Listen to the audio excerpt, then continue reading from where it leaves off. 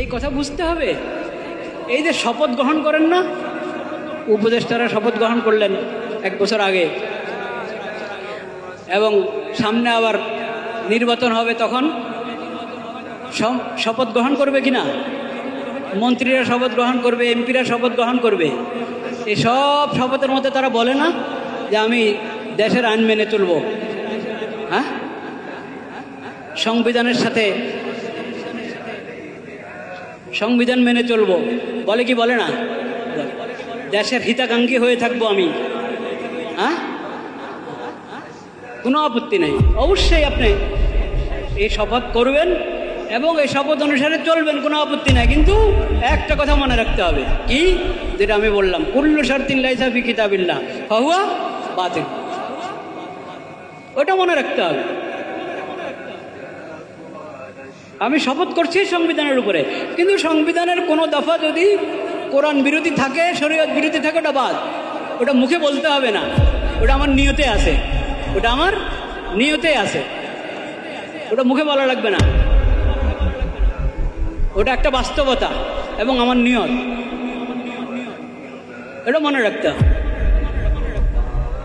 এই শপথ থেকে ওই অংশটুকু যেটা কি বিরোধী, কোরআন বিরোধী, শরীয়ত বিরোধী, ওটা বাদ।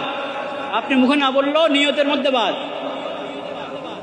এরপরে আদালতে উঠে যদি আপনি ওই অন্যায় ফায়সালা করেন, আদালতে উঠে যদি আপনি ওই অন্যায় ফায়সালা করেন, ওটাকে অন্যায় মনে করে ফায়সালা করলেন, তাহলে তো ঈমানটা তো রক্ষা হলো।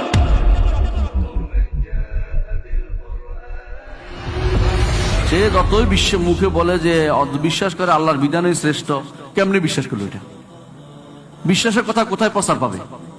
বিশ্বাসের কথা প্রকাশ পাবে তার কর্মকাণ্ডে। আমাদের কাছে ঈমান শুধু বিশ্বাসের নাম নয়, আমাদের কাছে ঈমান কিসের নাম? অন্তরে, মুখে, অঙ্গ প্রত্যঙ্গে, কর্মকাণ্ডে। বুঝেন না কথাটা? অন্তরে, মুখে, কর্মকাণ্ডে। আমি অন্তরে বিশ্বাস, তারা তো কাফের হয়।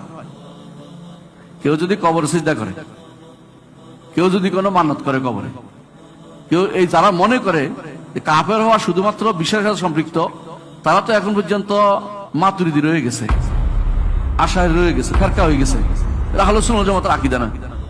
আহলে সুন্নাত ওয়াল জামাতের আকীদাই হচ্ছে এটা, যে ঈমান 3 জিনিসে আনতে হয়, অন্তরে, মুখে, কর্মকাণ্ডে। ঠিক কুফরিও 3 জিনিসের একটা দিয়ে হয়ে যায়, 3টা হইতে হয় না। বুঝে আসছে কথাটা?